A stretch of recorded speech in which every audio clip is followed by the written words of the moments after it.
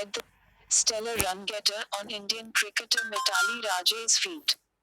www.thehindu.com Stellar run-getter on Indian cricketer Mitali Raj's feet today, 12:47 am. Mitali Raj has been the torchbearer for women's cricket in India for 18 years. Ever since her international debut as a 16-year-old in a game against Ireland in 1999, she steadily grew in stature, batting with aplomb, scoring critical runs and shepherding her team. Today she is a colossus, and it is not surprising. Consistency has been her second skin and confidence a steady ally. When she scored 69 runs against Australia in the ICC Women's World Cup game at Bristol on Wednesday, she became the first woman to scale the 6,000-run peak in one-day internationals. It was a milestone that proved inevitable once she went past the previous record holder for the highest number of runs, England's Charlotte Edwards with 5,992. Ironically, Raj was fated to succeed at the individual level and also suffer the agony of her team's defeat. It is a trope that has shadowed her for the most part, though in recent times she has led a squad that displays vigor and has snatched some key victories. During a large chunk of her career, she remained the team's spine, much like how Sachin Tendulkar was in his early years before Rahul Dravid and Sourav Ganguly stepped up. Now 34, she can breathe a touch easy, with the rise of Smriti Mandhana and Poonam Raut giving the team punch. The world records for highest runs and wickets are now both held by women in the current Indian squad. Raj, 6,028 runs, and Julan Goswami, 189 wickets, respectively. It is a rare occurrence and it needs to be celebrated more wholesomely. In the men's game, Sunil Gavaskar and Kapil Dev had led the test batting and bowling charts, respectively, but at different points in time, not together. The achievements of Raj and Goswami, and the exploits of Mandhana and Raut might give the impression that Indian women cricketers have it easy. Nothing could be farther from the truth. For years, women cricketers have fought patriarchy, toiled at private academies and yearned for frequent international matches. The Board of Control for Cricket in India only belatedly, and that too under pressure from the ICC, embraced women's cricket, and its support to the women's game is still far from adequate.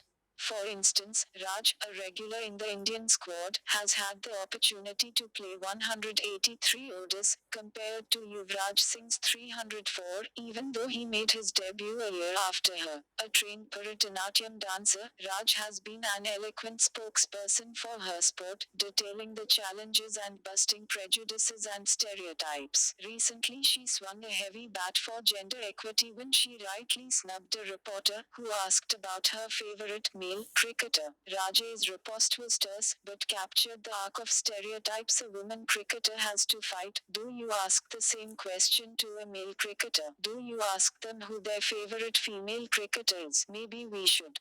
Comments. Visit website. Inflation conundrum.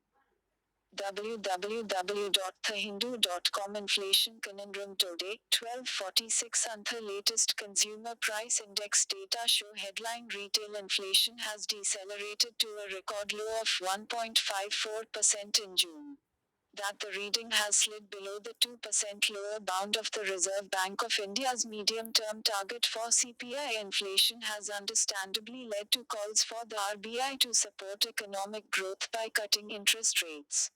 Economists, including Chief Economic Advisor Arvind Subramanian, have openly questioned the assumptions made by the majority of the members of the RBI's Monetary Policy Committee with regard to prices and have urged a reboot of the policy rationale. Core inflation, which strips out the relatively volatile food and fuel prices, has also trended low and eased below 4% for the first time in at least 5 years.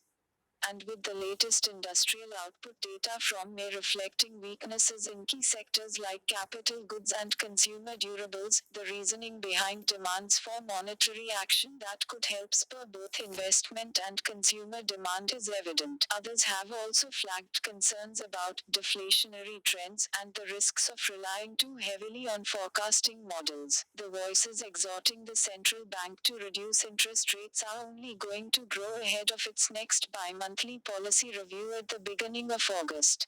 For the 6 members of the RBI's rate-setting panel, including Governor Urjit Patel and his deputy overseeing monetary policy, Viral Acharya, the data pose a conundrum that is going to test their sagacity. For one, the beneficial base effect will begin to reverse after peaking in July.